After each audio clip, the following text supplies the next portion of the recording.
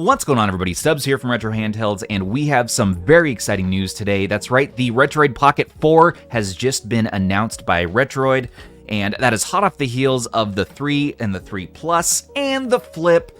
But this one is coming in hot. We don't have the exact release date yet, although we'll let you know as soon as we know. So what do we know so far? Let's take a quick look today. Starting with the $149 non-Pro variant, this is the Retroid Pocket 4 with a Dimensity D900 chip inside, and we have a slew of colorways, including, of course, the transparent and usual colorways from Retroid. We love to see this. I like seeing that watermelon transparent that we had on the Flip come out on a regular candy bar shaped handheld here. And then looking at the Pro, this one comes in at $199 to start with the Dimensity 1100, a new chip for us, squeezing in right between the D900 that we've seen in handhelds like the AYANEO Odin Lite and the Dimensity 1200 that we've seen in handhelds such as the GPD XP Plus and also the AYANEO Pocket Air. If you wanted to see what the specs are in these bad boys, Retroid has already announced them right out the gate. That's great. Rocking the Mediatek Dimensity D900 and Mediatek D1100. The GPU on the non-Pro is rocking a G68 MC4 at 900 MHz and a G77 MC9 at 836 MHz. RAM on the non-Pro, we have 4 GB of LPDDR4X RAM and 8 GB of LPDDR4X. On the Pro, storage on both of these is going to come in at 128 GB of UFS 3.1 and a micro SD card slot. DisplayPort for the non-Pro is non-existent, but it will be there for the Pro at 1080p over Type-C. That's great. HDMI out is going to be limited at 720p. We are going to be rocking Wi-Fi 6 in each of these units with Bluetooth 5.2. Both have a battery of 5,000 milliamp hours, which is awesome. And both have active cooling, which is nice to see again after the Flip. Let's see if we can implement that a bit more efficiently. Charging, we are going to have fast charging. The size is going to be 184.8 millimeters by 82.6 millimeters by 15.8 millimeters, and the weight is coming in at a smoking 261 grams. Whew! Many of you are wondering, okay, but how does that Dimensity chip stack up? Well, if you take a look at these Antutu scores here in the benchmark, the T618 that we saw in the Retroid Pocket Flip and the RP4 Plus, this is 188% better if you go with the Dimensity 1100, which you see in the Retroid Pocket 4 Pro. And in Geekbench 6 single core scores, the D1100 is 135% better. And then in the multi-core, 127% better. So we are seeing some big improvements over the last gen chips. And this is going to be miles ahead of the RP2S. And of course, miles ahead of the RP2S, which has its Tiger T610 chip, mind you. Ugh. But we're still not going to get anywhere near what the AYANEO Odin 2 can do with its crazy fast and price point to boot Snapdragon 8 Gen 2 chip inside of it. This thing does just about everything about the top end of Android possible right now. And it has a FP32 float of 1108% better than the Unisoc Tiger T618. But what do we really care about? We care about colorways. So $149 again, you have these, the same colorways for Pocket 4 Pro, $199. $199, it's gonna be tough because you can get an Odin Pro right now for $199, which has a snippy, snappy Snapdragon 845 inside of it. Or you could get yourself an Odin Lite with the Dimensity D900, so not gonna be as good. I don't recommend this anymore. So if we want to take a look and see what the people have to say here, Retroid's asking, which will you be getting, the D1100 RP4 Pro or the RP4? 91% of people said we want the Pro only. Might as well get the high end, get the best of the best. However, at $199, that does put us now into the mid-range Android category, which you are going to be competing against the likes of the AYANEO Pocket Air with its beautiful OLED screen, Dimensity 1200 chip in it, and it fits Stubbs nubs. So, I mean, just saying. And we have the Ice Retroid option here, which is gorgeous. If we take a look, and it looks like we have the exact same D-pad we had on the 3 Plus, those Hall concave sticks that we saw on the 2S, and the AYN Odin 2, and it looks like the same buttons from the 2S as well. Not only that, but it looks like we have similar, if not the same, L1, R1, L2, R2, except for you can see there's a little bit of texture on that plastic, at least in this render.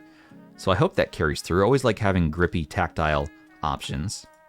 We kind of know what we're getting as far as these buttons go. So of course, these are going to be rubber membrane, it looks like, on the face buttons, clicky D-pad most likely, Hall sticks, and maybe Hall shoulders as well.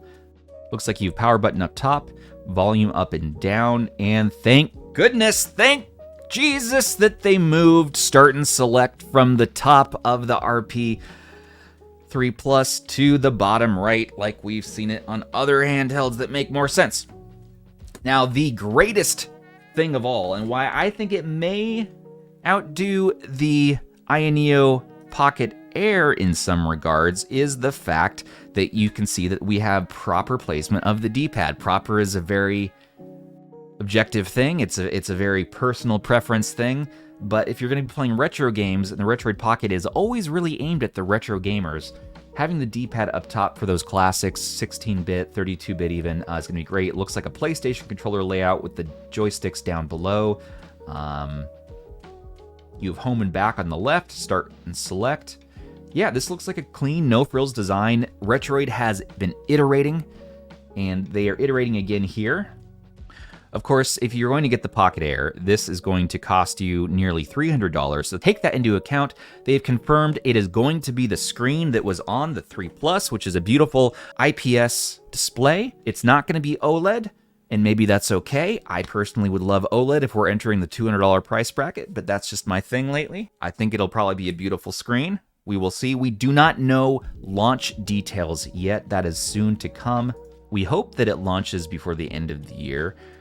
But maybe January. We will let you know as soon as we find out. Cody asks, I hope this is analog triggers. Retroid says it does. It has active cooling. Same screen as the 3 and 3 Plus. And apparently the ABXY buttons are actually bigger, but they're the same size, as we said here, as the Flip and the 2S.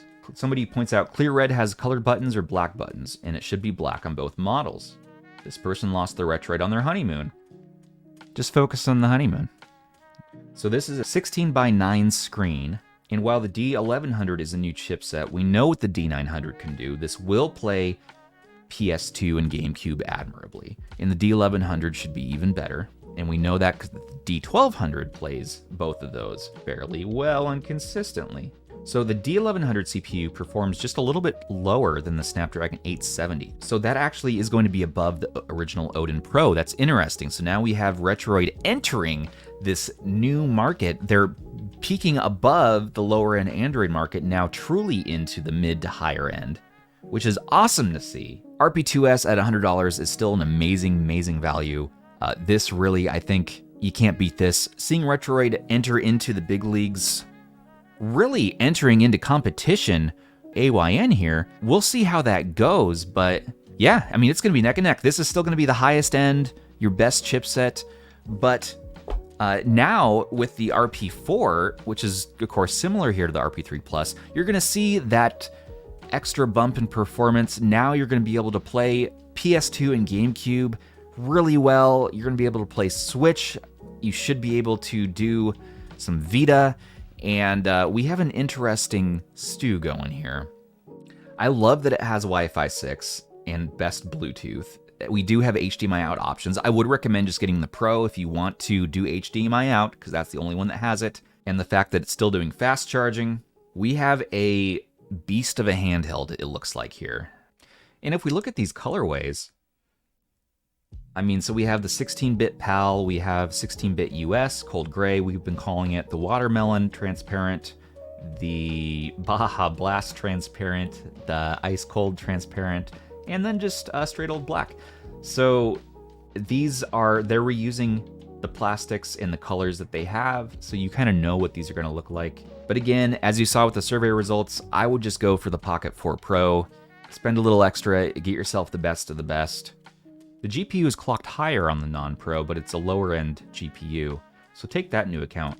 8 GB of RAM on the Pro means we're going to be able to do some Switch, And 4 gigabytes is no slouch, okay? But getting into 2024 with these Android handhelds and what you're gonna want for GameCube and PS2, I would recommend, if you have the option, just going for the Pro. Getting that 8 gigabytes is gonna be ideal.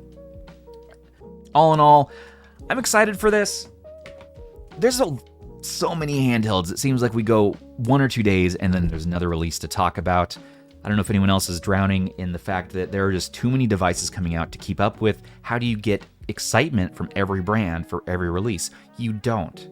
A lot of people are going to be ho-hum unless there's something really mind-boggling that grabs their eye. On this one, it happens to be for me that the joysticks are both on the bottom. I think that's great. The only other handheld you have with that option with this sort of power is going to be the KTR1 if you want to do the joystick down option. But that excites me, as well as the fact that we're getting a new D1100 chipset to test. That's always exciting as a reviewer. But other than that, I mean, you're going to get a very solid retro gaming emulation device here. You're going to be enjoying PS2, you're going to be enjoying GameCube, you're enjoying Dreamcast, PSP. PSP on here will be killer with that 16:9 screen, the fact that you can upscale probably to your heart's content here. We've been waiting on the RP4 news for quite a while, and now that we have it, all right.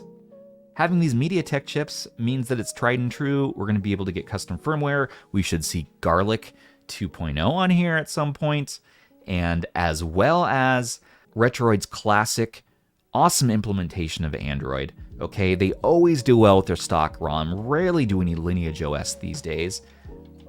They have the emulators mostly pre-tuned, so you just provide your ROMs and your BIOS files, and you go to town. You get yourself a retro stew going. But that's my quick look. 2024 is going to be crazy, okay? Stay tuned on our channel for more about that.